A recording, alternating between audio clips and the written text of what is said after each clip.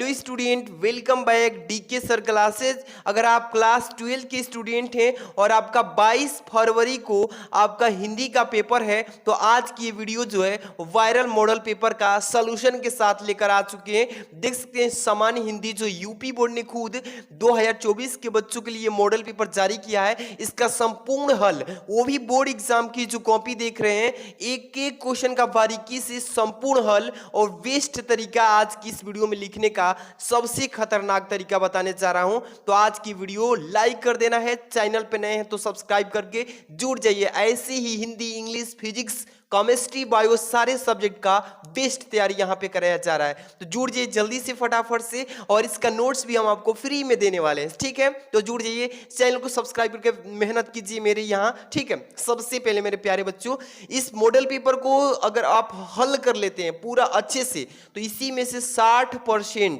यानी कि 60% question same to same आएंगे। 100% मैं सिक्योर कह रहा हूं कि 60% प्रश्न इसी में से आएंगे। इस मॉडल पेपर को पढ़ के जाइएगा, ठीक है। तो आज की वीडियो आप सबके लिए बहुत ही हेल्पफुल बनाया हूं, पूरा देखिएगा, आपसे यही उम्मीद है, पूरा देख करके शुरू से अंत तक समझ लीजिए। सबसे पहले ये सामान्य हिंदी का ये मॉडल पेपर है, ठीक है, समझ रहे हैं ना।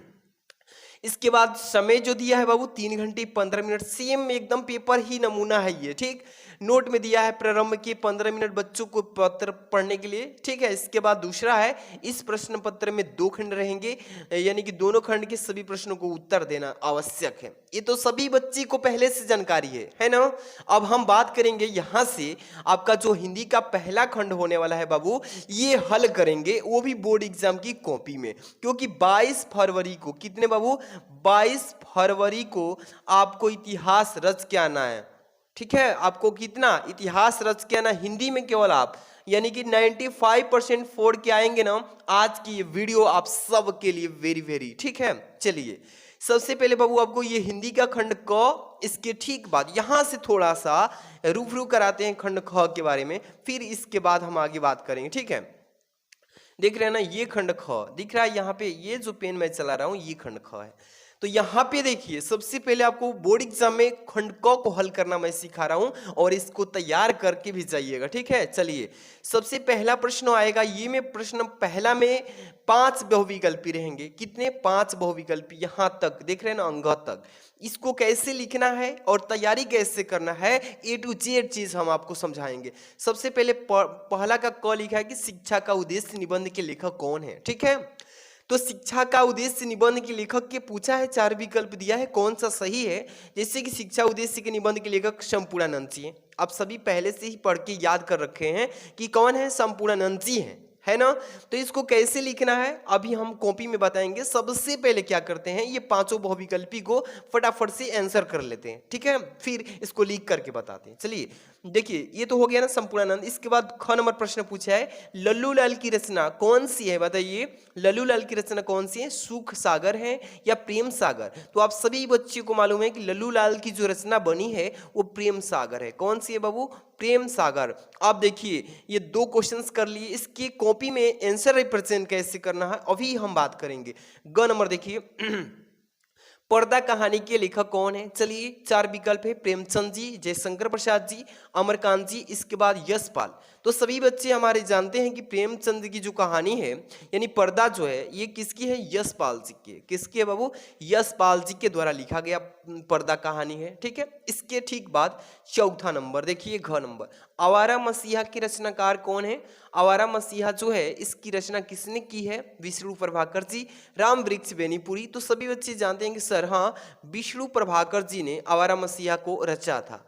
तो ये हो जाएगा पहला ऑप्शन सही है, ठीक है। इसके बाद अंग नंबर, बाणभट्ट की आत्मकथा के लेखक कौन है, महावीर प्रसाद द्विवेदी जी, सरदार पूर्ण सिंह जी, वासुदेव शरण अग्रवाल जी, हजारी प्रसाद द्विवेदी जी।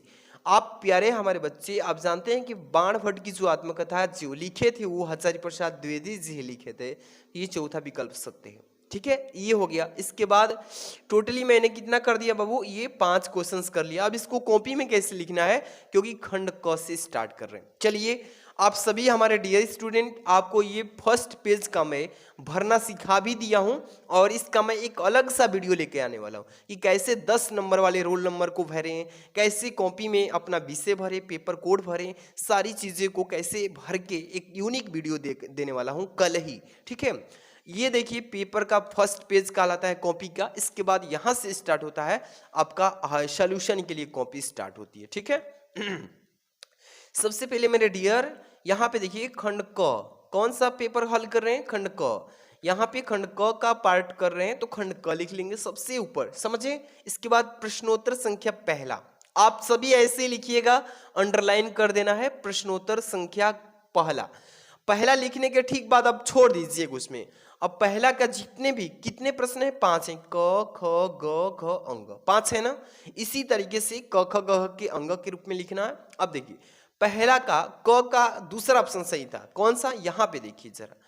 पहला का क का शिक्षा उद्देश्य निबंध के लेखक संपूर्णानंद जी हैं, दूसरे ऑप्शन में है ना, तो पहला के क के दूसरा विकल्प यही उतार देना है। चीजें समझते चलिए, एक बार समझ लेंगे तो आगे कोई दिक्कत नहीं आएगा विकल्पिक में। ठीक है, क का दूसरा सही है संपूर्णानंद जी। ऐसे ही ख का लल्लूलाल की रचना प्रेम सागर दूसरा इसमें भी है, तो इसमें भी क्या लिखेंगे, ख का दूसरा और प्रेम सागर, सेम चीजें उसमें उतार देना है। पर्दा कहानी वाला यशपाल चौथा विकल्प में है, चौथा विकल्प ऐसे ही ग का यशपाल। इसके बाद घ में देखिए विष्णु प्रभाकर, यहाँ पे पहला पे ही विष्णु प्रभाकर। ठीक है, इसके बाद यहाँ पे आवारा मसीह का रचनाकार, ये तो हो गया है ना। यहाँ पे बाणभट्ट की आत्मकथा, ये हजारी प्रसाद द्विवेदी, ऐसे हजारी प्रसाद द्विवेदी कर लेंगे ना। पहला में जितने भी हमारे 5 विकल्पिक हैं, ऐसे ही सारे क्वेश्चन को पेपर में छाप के आना है। 5 नंबर कोई नहीं रोकेगा। कितने नंबर, 5 नंबर फुल मिल गया। ठीक है, इसके बाद आगे बढ़ते हैं प्रश्न संख्या 2 पे। समझिए मेरे प्यारे स्टूडेंट, क्योंकि 22 फरवरी बहुत नज़दीक हो रहा है, आप सबके लिए मैं अब एक एक हिंदी हो जाएगा, इंग्लिश करूंगा, केमिस्ट्री फिजिक्स बायो मैथ सारे चीज़ें वीडियोस यहाँ पे मॉडल पेपर का सलूशन लेके आ रहा हूँ। ठीक है, इसके बाद क्वेश्चन इंपॉर्टेंट भी मिलेगा पीडीएफ के साथ। दूसरा प्रश्न पढ़ेंगे क नंबर, कमायनी किस युग की रचना है, कमायनी किस युग की रचना है, द्विवेदी युग, छहवादी युग, यहाँ पे भारतेंदु युग, प्रगतिवादी युग। तो ये जो है आपका छहवादी युग की, ये जो कमायनी है ये किस युग की रचना है, तो छहवादी युग की। ठीक है, इसके बाद ख नंबर देखिए, निम्नलिखित कवियों में से कौन प्रगतिवादी युग का है, अग्रदास, तुलसीदास, नंददास, रामधारी सिंह दिनकर। इस चारों में से कौन सा सही है, आपको ये कमेंट में बताना है। ठीक है, कमेंट में बता दीजिए, नहीं तो मैं तो अभी इसका बताऊंगा आंसर। ठीक है, इसके बाद यहाँ पे देखिए ग नंबर, तार सप्ताह का प्रकाशन किस वर्ष में हुआ था, 1943 में हुआ था। यहाँ पे देखिए सभी को कॉपी में कैसे लिखना है, सबको तो तरीका मालूम हो चुका है। घ नंबर, द्विवेदी युग की रचना नहीं है, प्रिय प्रवास साकेत, भारत भारती, कमायनी। कमायनी जो है ये आपके द्विवेदी युग की रचना नहीं है, समझे। इसके बाद ही आपका है यहाँ पे अंग नंबर, अष्ट छाप के कवियों का संबंध भक्ति काल की किस शाखा से है, किस शाखा से है, राम भक्ति शाखा से, ज्ञानश्री शाखा से, प्रेमाश्री शाखा से, कृष्ण भक्ति शाखा से। तो ये चौथा विकल्प सत्य है। चलिए इसको कॉपी में लिखने का इसका भी तरीका समझा देते हैं कि दूसरे प्रश्न को कैसे लिखेंगे। चलिए यहाँ पे देख रहे हैं ना, प्रश्नोत्तर संख्या छाप लीजिएगा। कैसे लिखेंगे, प्रश्नोत्तर संख्या 2, समझ रहे हैं ना, कैसे लिखेंगे प्रश्नोत्तर संख्या 2, क ख ग घ अंग पूरा लिख दिए हैं। ठीक है, क का दूसरा सही था छहवादी युग, ख का चौथा सही था रामधारी सिंह दिनकर, ग का 1943 होगा, घ का चौथा कमैनी हो जाएगा, और अंग का चौथा राम भक्ति शाखा से। मैंने ये दूसरा में जो विकल्प कराया था वही चीजें यहाँ पे उतारा है, समझ में आ रहा है ना। तो ये 5 नंबर पहला से, 5 नंबर दूसरा से, कितने नंबर आपने पढ़ लिया, कितने नंबर तैयारी हो गया आपका, कितने नंबर का लिखने का तरीका जान गए, 10 नंबर का विकल्पिक आप क्लियर। अब कोई दिक्कत नहीं आएगा ना विकल्पिक प्रश्न को हल करने में पेपर में, हाँ ठीक है। और ये भी याद हो गया, इसी में से पेपर में क्वेश्चन फंसेंगे, बढ़िया से तैयारी करके जाना है। आप सभी लोग जुड़े रहिए, मैं डेली आपको तैयारी कराऊंगा इसी चैनल पे। ठीक है, थोड़ा अपने कोचिंग में जो आपके आसपास रिलेशन वाले बच्चे हैं तो बताइएगा इस चैनल के बारे में जो लिख रहा हूँ, डी के सर क्लासेज, क्या लिखेंगे बाबू? DK sir classes. बताइएगा कि देखो डीके सर क्लासेस पे जाइए, आपको बहुत बेस्ट तरीके से सर बता रहे हैं उस पे, ठीक है, जुड़ जाइए आप लोग। देखिए तीसरा नंबर प्रश्न कि दिए गए गद्यांश पर आधारित निम्नलिखित प्रश्नों का उत्तर दीजिए। ये जो देख रहे हैं ना आप, धरती माता की कोख में जो अमूल्य निधियां भरी हैं जिनके कारण वह वसुंधरा कहलाती है, ये गद्यांश दिया है। इसमें 5 प्रश्न रहेंगे। अगर इस गद्यांश को सॉल्व कर लेते हैं तो बहुत बड़ी बात है। अगर नहीं कर पाते हैं तो अथवा में भी दिया रहेगा कि अशोक का फूल उसी मस्ती में हंस रहा है, पुराने चित्र से इसे देखने वाला उदास होता है। तो चाहे तो इसको करेंगे या चाहे इसको, लेकिन किसी एक को ही करना है, एक को छोड़ना है। तो इसको मैं बता देता हूं कि पहले नंबर को कैसे सोल्व करेंगे, ठीक है। पहले नंबर आप इस गद्यांश को पकड़ेंगे कि किस पार्ट से दिया है। अब इसके बाद उस पार्ट के राइटर कौन है, इसके बाद संदर्भ। चलिए पहले समझिए, पहले तो गद्यांश को पढ़ लेना है पूरे अच्छे से। धरती माता की कोख में जो अमूल्य निधियां भरी है जिनके कारण वह वसुंधरा कहलाती है, उससे कौन परिचित न होना चाहेगा। लाखों करोड़ों वर्षों से अनेक प्रकार की धातुओं को पृथ्वी को पीस पीस कर अगणित, अगणित का मतलब जो होता है मतलब भिन्न भिन्न रूप में, यानी कि विभिन्न प्रकार की मिट्टियों से पृथ्वी की देह को सजाया है। हमारे भावी आर्थिक अभ्युदय के लिए इन सब की जांच पड़ताल आवश्यक है। जैसे ही आपने इस मतलब कि गद्यांश को पढ़ा, आपको तो थोड़ा सा चैप्टर का नाम का अंश मिला होगा कि हाँ इस पार्ट से ये आया है। पकड़िए ट्रिक से। देखिए धरती माता की कोख में अमूल्य निधियां भरी जिनके कारण वसुंधरा कहलाती है। लाखों करोड़ों वर्षों से देखिए धातुओं को पीस पीस अगणित मिट्टियों को देह को सजाया है। हमारे आर्थिक अभ्युदय का जांच पड़ताल की आवश्यक है। तो इसमें आपको क्या मिला है, देख रहे हैं ना, ट्रिक समझिए। यानी कि देश के धरती माता के बारे में बात किया है ना, तो ये हमारी जो धरती माता ये राष्ट्र से जुड़ा हुआ है। किस चीज से? राष्ट्र से। तो राष्ट्र के स्वरूप वाला चैप्टर से दिया है, ठीक है, डॉक्टर वासुदेव सर अग्रवाल जी। चलिए इसको सॉल्व कैसे करेंगे, कॉपी यहाँ पे एक एक चीज आपको समझाएंगे बाबू। आप लोग टेंशन मत लीजिए, मेरे साथ बस जुड़ जाइए, ठीक है। सभी लोग देखिए प्रश्नोत्तर संख्या 3 ऐसे लिखेंगे, प्रश्नोत्तर संख्या 3, ठीक है। संकेत लिखेंगे कि दोनों गद्यांश में से आपने किसको किया है, धरती माता की डॉट डॉट डॉट करके जांच पड़ताल आवश्यक है। आप तो संकेत जानते ही हैं कैसे लिखते हैं, ठीक है। इसके बाद इसमें प्रश्न पूछा है कि उपयुक्त गद्यांश का संदर्भ लिखिए, यानी कि संदर्भ इसका लिखना है। क्या लिखना है? संदर्भ। तो लिखेंगे हेडिंग में आप ऐसे ही देखिए ध्यान से, क्या लिखेंगे कि प्रस्तुत गद्यांश हमारी पाठ्य पुस्तक के गद्य भाग में संकलित एवं भारतीय संस्कृत की अध्येता डॉक्टर वासुदेव शरण अग्रवाल द्वारा लिखित राष्ट्र का स्वरूप शीर्षक निबंध से अवतरित है। तो आपको मालूम चल गया ना कि जो है डॉक्टर वासुदेव शरण अग्रवाल जी लिखे हैं इस पाठ को, इसका पाठ का नाम है राष्ट्र का स्वरूप, ठीक है। तो ये आपको 2 नंबर इस पे मिल जाएगा, समझे। आगे प्रश्न इसमें पूछा है कि धरती वसुंधरा क्यों कहलाती है, तो इसका प्रश्न का उत्तर इसी में, धरती माता की कोख में जो अमूल्य निधि भरी है जिनके कारण वह वसुंधरा कहलाती है, इसी लाइन का इसी में उत्तर है, ठीक है। यहाँ पे दूसरा नंबर प्रश्न का उत्तर देखिए, पृथ्वी को वसुंधरा इसलिए कहा जाता है क्योंकि पृथ्वी में विभिन्न प्रकार की मूल्यवान निधियां भरी है। मूल्यवान निधियां मतलब जैसे कि आभूषण, मतलब हर एक तरह के हमारी उपयोगी चीजें भरा हुआ है, ठीक है, जो हमें आवश्यक है इस धरती पर जीवित रहने के लिए, वही चीजें। इसके बाद तीसरा है रेखांकित अंश की व्याख्या कीजिए। देखिए यहाँ पे जो अंडरलाइन किया है यहाँ तक चाहेगा, इसका मतलब लिखना है वाक्य के रूप में, धरती माता की कोख में जो अमूल्य निधियां भरी है। तो इसका यहाँ पे पहले हेडिंग डालेंगे 3 नंबर, रेखांकित अंश की व्याख्या कि लेखक कहता है कि पृथ्वी की कोख में अमूल्य रत्न भरे पड़े हैं, ठीक है, जिनके कारण वह वसुंधरा कहलाती है। इन्हीं रत्नों के कारण वह पृथ्वी का एक नाम जो है वसुंधरा है, ठीक है, समझे। बहुमूल्य रत्न धातुएं व खनिज पदार्थ, अन्न, फल, जल, इसी प्रकार की असंख्य अनमोल वस्तुओं जिन्हें भूमि अपने आंचल में छिपाए रखी है। तो यहाँ से इतना का मतलब उसमें कौन परिचित न होना चाहेगा, इस मतलब कि पूरे का यहाँ पे अंडरलाइन जो है इसका व्याख्या के रूप में लिख देना है। लिख लेंगे ना, ऐसे ही सेम सेम अच्छे से छाप देना है। पृथ्वी की देह को किसने सजाया है बताइए, तो यहाँ पे उत्तर लिखेंगे। यहाँ पे 4 नंबर का ध्यान दीजिएगा कि पृथ्वी की देह को इस पर दिन रात बहने वाली नदियों ने पहाड़ों को पीस पीस कर और असंख्य प्रकार की मिट्टियों से सजा दिया है, ठीक है। ये हो जाएगा इस 4 नंबर का। 5 नंबर, भावी आर्थिक अभ्युदय हेतु हमें क्या करना चाहिए। चलिए इस पेज को इधर पलट लेते हैं। अब यहाँ पे समझिए इस प्रश्न का उत्तर, एक एक प्रश्न को सलूशन बताएंगे। 5 नंबर, भावी आर्थिक अभ्युदय हेतु हमें सबकी जांच पड़ताल आवश्यक है। इस गद्यांश में दिया है कि हमारे भावी आर्थिक अभ्युदय के लिए इनकी सबकी जांच पड़ताल आवश्यक है। यही उत्तर हो जाएगा इसका, समझ रहे हैं। आगे चलते हैं, तो ये गद्यांश कर लेंगे या चाहे ये करेंगे, कोई ये करेंगे, तो मैंने ये बता दिया। इसके बाद ये आप कर लीजिएगा खुद से, ठीक है। नहीं आएगा तो मैं बहुत सारा गद्यांश भी अलग अलग वीडियो डाल के बता दिया हूँ इसका, सिंगल का, ठीक है। इसमें भी 5 प्रश्न रहेंगे, चाहे जो भी करना हो कर लीजिए। प्रश्न नंबर 4, दिए गए पद्यांश पर आधारित निम्नलिखित प्रश्न का उत्तर दीजिए। ये पद्यांश है, वो गद्यांश था, ये पद्यांश है, ये भी 10 ही नंबर का आएगा।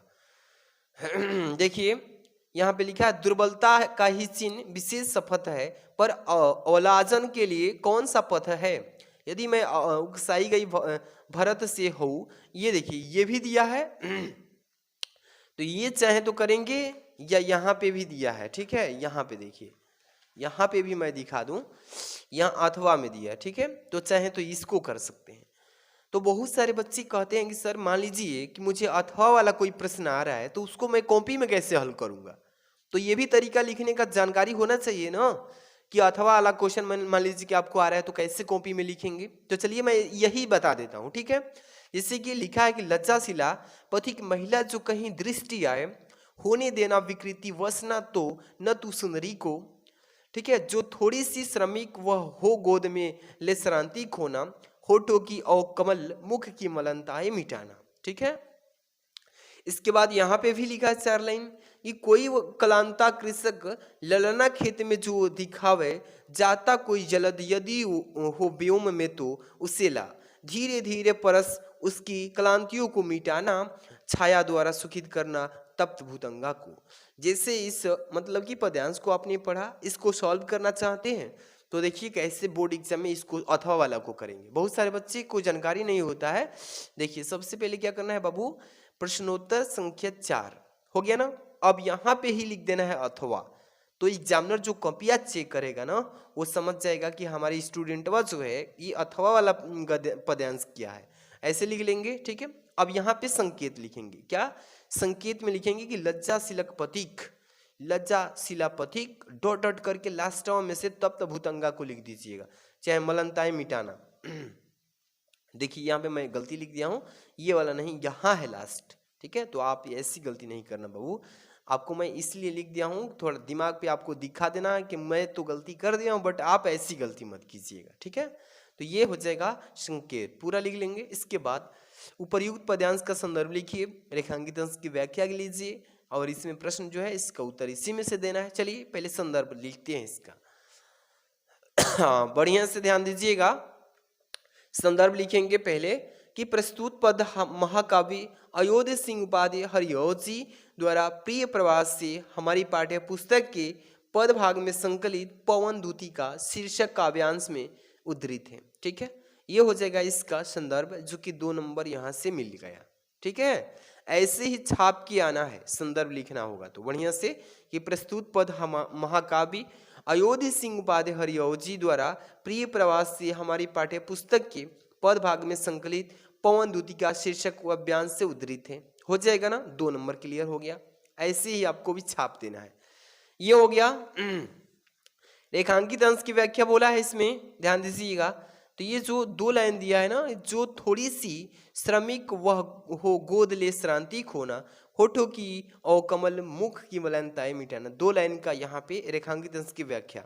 चलिए हेडिंग ला लेंगे, पहले नंबर 2 नंबर रेखांकित अंश की व्याख्या। हे पवन, यदि तुझे मार्ग में कोई लाजवंती स्त्री दिखाई पड़े तो इतने वेग से न बहना, यानी कि चलना, कि उसके वस्त्र उड़कर अस्त व्यस्त हो जाएं और उसका शरीर उघड़ जाए। यदि वह थोड़ी सी भी थकी दिखाई दे तो उसे गोद में लेकर चारों ओर से घेर कर उसकी थकान मिटा देना। यही तो इस 2 लाइन का भाव है, इस 2 लाइन का आशय है, इस 2 लाइन का व्याख्या है, समझ लीजिए। ऐसे ही आपको छाप के आना है। आगे बात करते हैं प्रश्न नंबर 3 पे।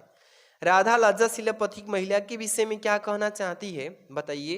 तो यहाँ पे आइए हम बताते हैं ना, यहाँ पे एक एक प्रश्न का जवाब आपके लिए रखे हैं कि बढ़िया से समझ लेंगे ना तो एग्जाम के टाइम पे छाप के आइएगा। लिखेंगे तीसरा का, राधा लज्जाशील पथिक महिला से परोपकार की व्यवहार से उसकी सुंदरता की विकृति करती है, यानी कि प्रशंसा करती है। ठीक है, इसके बाद आगे है 4 नंबर, होठों की अवकमल मुख में अलंकार बताइए कौन सा छिपा है। यहाँ पे लिखेंगे होठों की अवकमल मुख में उपमा अलंकार है। कौन सा बाबू? उपमा। आप भी जानते हैं, पढ़े होंगे तो। ठीक है, इसके बाद जलद और कृषक ललना का अर्थ बता दीजिए। तो यहाँ पे लिखेंगे कि छाया द्वारा सुखित करना, इसका मतलब होता है छाया द्वारा क्या करना? सुखित करना। तो आपको 10 नंबर ये पद्यांश पे क्लियर हो गया। समझ में आया ना?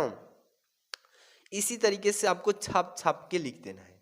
आप यहाँ पे आएंगे 5 नंबर पे, तो निम्नलिखित में से किसी एक लेखक का साहित्यिक परिचय देते हुए उनकी प्रमुख रचना का उल्लेख कीजिए, जो कि ये आपको साहित्यिक परिचय, जीवन परिचय के साथ में लिखना है। ये लेखक का है। 3 दिया है यहाँ पे हेडिंग, तीनों में से किसी एक के लेखक के जीवन परिचय या साहित्यिक परिचय लिखना है। जैसे आचार्य हजारी प्रसाद द्विवेदी जी, एपीजे अब्दुल कलाम, वासुदेव शरण अग्रवाल जी, तीनों में से किसी एक के साहित्यिक परिचय के साथ जीवन परिचय, तो 5 नंबर मिलेगा। ठीक है, चलिए इसको बता देता हूं, ध्यान दीजिएगा। यहाँ पे देखिए देख रहे हैं ना, प्रश्नोत्तर संख्या 5 की क, ये डॉक्टर हजारी प्रसाद द्विवेदी जी, डॉक्टर यहाँ पे देखिए हजारी प्रसाद द्विवेदी जी या आचार्य हजारी प्रसाद द्विवेदी जी कह लीजिए, उन्हीं का नाम है। ठीक है, यहाँ पे सबसे पहले इनका जीवन परिचय लिख रहे हैं, तो यहाँ पे लिखेंगे जीवन परिचय का हेडिंग। क्या लिखेंगे? जीवन परिचय का हेडिंग।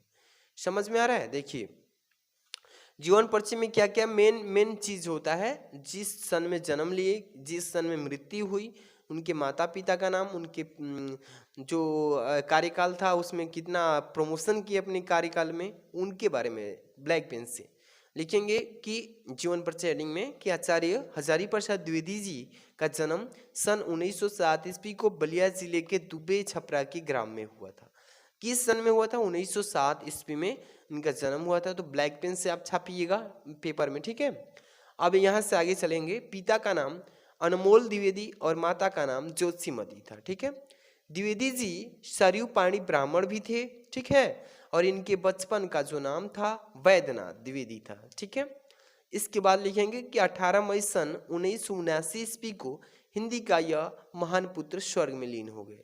इतना ही लिखना है, जीवन परिचय में ज्यादा नहीं लिखना होता है बाबू, टू द पॉइंट लिखिएगा, साफ साफ आपको यहाँ पे 2 नंबर मिल जाएगा। साहित्यिक परिचय में चलेंगे ना, तो यहाँ से 3 नंबर चलिए साहित्यिक परिचय, यहाँ पे हेडिंग डालेंगे साहित्यिक परिचय। आचार्य हजारी प्रसाद द्विवेदी जी का हिंदी साहित्य के अंतर्गत आलोचना तथा निबंध के क्षेत्र में अविस्मरणीय योगदान है। अविस्मरणीय का मतलब होता है बाबू जिससे भुलाया न जा सके। ठीक है, ऐसा योगदान किए हैं। 1930 ईस्वी में काशी हिंदू विश्वविद्यालय से ज्योतिषाचार्य की उपाधि तथा 1949 ईस्वी में लखनऊ विश्वविद्यालय से डीलिटी की उपाधि प्राप्त की। ठीक है, और कई विभागों के अध्यक्ष भी प्रमुख रह चुके हैं। साहित्यिक परिचय हो गया। आगे थोड़ा सा भी और इनके जो कृतियां हैं उसको लिख लिया जाए, तभी जाके फुल नंबर एग्जामिनर देगा। ठीक है, कृतियां लिखेंगे इससे। आलोचनात्मक कृतियां कौन कौन सी हैं इनकी, लिखेंगे कि सूर्य साहित्य। क्या है? सूर्य साहित्य 1 नंबर, ऐसे ही 2-3 करके लिख दीजिएगा। दूसरा है हिंदी साहित्य की भूमिका। ठीक है, हिंदी साहित्य की भूमिका उन्हीं का है। तीसरा है प्राचीन भारत की आलोचनात्मक कलात्मक विनोद। चौथा है कबीर। 5वां है नाथ संप्रदाय। इसके बाद 6वां है कालिदास की ललित योजना। इसके बाद है 7वां नंबर हिंदी साहित्य का उद्भव एवं विकास। ये हो जाएगा कृतियां। इतना लिख लेंगे। थोड़ा सा उनका निबंध लिख लीजिए। देखिए निबंध संग्रह उनका क्या है, कल्पलता हो जाएगा, अशोक के फूल हो जाएगा, कुटज हो जाएगा, विचार और बिनक हो जाएगा, विचार प्रवाह हो जाएगा। ये उनके सारे निबंध हैं। ठीक है, आगे बढ़ते हैं। उपन्यास में थोड़ा सा लिखना है 2-2 करके। ठीक है, तभी फुल नंबर एग्जामिनर देगा, नहीं तो नंबर काट देता है। उपन्यास बाण भट्ट की आत्मकथा लिखेंगे, अनामा दास का पोथा लिखेंगे, इसके बाद पुरूरवा लिखेंगे, चारूचंद लेख लिखेंगे। तो आपको कितने नंबर मिलेंगे बाबू? 5 नंबर टोटल साहित्यिक और जीवन मिला के। ये था लेखक का जीवन परिचय। पेपर में बढ़ेंगे आगे। 5 की ख, निम्नलिखित में से किसी एक कवि का साहित्यिक परिचय देते हुए उनकी प्रमुख कृतियों पर प्रकाश डालिए। ये आपके कवि हैं, इनके एक विषय पर जीवन परिचय के साथ साहित्यिक परिचय लिखना है। जैसे मैथिली शरण गुप्त जी, सुमित्रा नंदन पंत जी, रामधारी सिंह दिनकर जी। तो इनमें से किसी एक के विषय पे लिखना है। चलिए मैं बता देता हूँ, फटाफट से आप लोग रेडी कर लेना इसको। इसका मैं वीडियो जो है ना अलग से बना के डाल दिया हूँ, मैथिली शरण गुप्त जी का, सुमित्रा नंदन पंत जी का, रामधारी सिंह दिनकर जी का। आप किसी के भी जीवन परिचय को आराम से पढ़ लीजिएगा। ये तो आप तैयार कर लेंगे, जैसे कि मैं इसमें बताया था लेखक का, आप इसको पढ़ लीजिएगा। इसका वीडियो का डिस्क्रिप्शन में लिंक दे दूंगा, तीनों का जीवन परिचय का, ठीक है। सबसे पहले यहाँ पे बहुत सारे बच्चे को नहीं समझ आता है। 6 नंबर, बहादुर अथवा पंचलाइट कहानी का उद्देश्य पर प्रकाश डालना है। कह रहा है शब्द का सीमा 80 शब्दों में, जो कि 5 नंबर का ये फिर रहेगा। ध्रुव यात्रा कहानी का कथा वस्तु अपने शब्दों में लिखिए। ये देखिए किसी एक विषय पर, देखिए जिससे बहादुर पे लिखना है ना, तो इस पे क्या लिखना है, कहानी का उद्देश्य डाल देना है। या पंचलाइट लिखना है तो इसका कहानी का उद्देश्य लिख देना है। तो लेकिन किसी एक के ही बारे में लिखना है, या तो बहादुर पे लिखिए या पंचलाइट पे। अगर इसमें से दोनों में से कोई नहीं आ रहा है तो फिर नीचे अथवा भी दिया है कि ध्रुव कहानी के कथा वस्तु पर लिखिए। तो चलिए मैं बहादुर पर ही बता देता हूँ। चलिए ध्यान दीजिएगा, प्रश्न उत्तर नंबर 6 यहाँ पे आ जाइए, सभी लोग ध्यान दीजिएगा। प्रश्नोत्तर संख्या 6 पे, ठीक है, ऐसे लिख लीजिएगा। बहादुर के प्रमुख पात्र, बहादुर के चरित्र चित्रण, चरित्र चित्रण के बारे में हेडिंग डाल लीजिएगा कि हाँ इसी के विषय पे हम लिख रहे हैं। समझिए, लिखेंगे कि अमरकांत जी द्वारा लिखी कहानी बहादुर का प्रमुख पात्र बहादुर है, जिसकी चारित्रिक विशेषताएं इस प्रकार है। चारित्रिक का मतलब होता है 4 विशेषता। 4 विशेषता कौन कौन सी हैं? पहले नंबर की छल कपट रहित, बिना छल कपट के थे। कैसे थे? तो पढ़िए, बहादुर छल कपट से रहित भोला बालक है, जिसकी उम्र लगभग 12 से 13 वर्ष की है, और बहादुर एक नेपाली भी लड़का है। इतना ही लिख देंगे पहला चरित्र में, ठीक है। दूसरा के बात करें चरित्र में तो 2 नंबर देखिए, परिश्रमी, हंसमुख एवं मृदभाषी, यानी कि परिश्रम मतलब होता है परिश्रम करना, मेहनत करना। हंसमुख मतलब हमेशा खुशी से रहने वाला। इसके मृदभाषु मतलब कोमलता से, कठोरता के साथ नहीं बोलने वाला, ठीक है, इसी को बोलते हैं। ये हेडिंग डालेंगे, लिखेंगे कि बहादुर हर समय हंसते रहते थे, जिससे भी बोलते थे तो बड़ी नम्रता एवं मृदुता के साथ।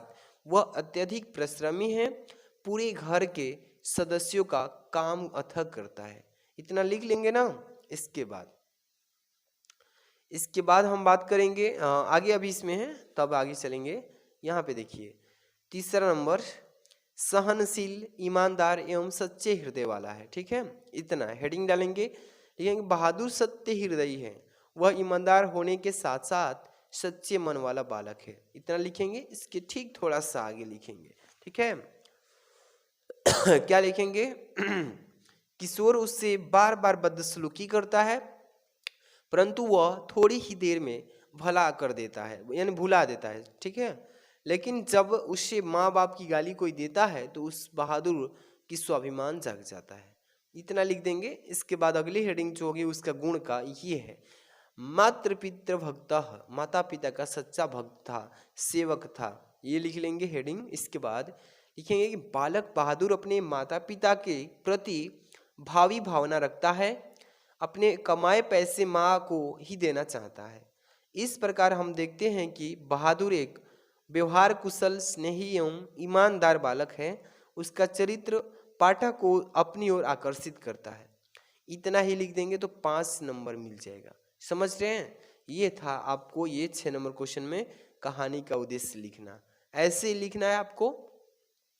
प्रश्न नंबर 7 जो देख रहे हैं, स्वपठित खंड काव्य के आधार पर किसी एक खंड के एक प्रश्न का उत्तर देना है इसमें, ठीक है ना।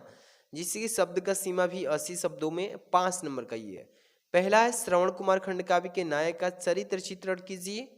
इधर थोड़ा सा बढ़ लेते हैं। हाँ, यहाँ पे देखिए, श्रवण कुमार का खंड काव्य के आधार पर दशरथ का चरित्र चित्रण। ऐसे ही मतलब कि आपको हर एक जिले में मतलब कि अलग अलग टाइप के 5 जिलों का ग्रुप बन जाता है, जिसमें 2 प्रश्न डाल देगा, ये डाल देगा, ये अथवा वाला। तो उसमें से आप किस जिले से हैं उसके आधार पर ये प्रश्न बनाया गया है। तो आप कमेंट में बताइएगा कि सर मैं इस जिले से हूँ, उसके हिसाब से अलग अलग प्रश्न का उत्तर डाल दिया जाएगा। ठीक है, इंपॉर्टेंट। तो आप लोग कमेंट करके बता दीजिएगा और वीडियो को प्यारा सा लाइक कर दीजिए अगर आप नहीं किए हैं तो। चैनल पे बाबू नए हैं तो सब्सक्राइब करके बेल आइकन घंटी को दबा लीजिएगा, ताकि कोई भी वीडियो बनाऊं तो सबसे पहले आप देख सकें। ठीक है, अब ये जो देख रहे हैं ना खंड ख, ये आपको नेक्स्ट वीडियो कल लेके आएंगे। ठीक है ना, सॉल्यूशन के साथ। तो आप लोग कहिए कि सर हाँ खंड ख नेक्स्ट वीडियो लाइए खंड ख का, तो ही लेकर आएंगे। ठीक है ना, इस वीडियो को अपने दोस्तों में शेयर कर दीजिएगा, ताकि मैं देख सकूँ हाँ ये स्टूडेंट शेयर भी किया है, तो जल्दी से लेके आऊँगा। तो चलिए मिलते हैं नेक्स्ट वीडियो में। Thanks for watching.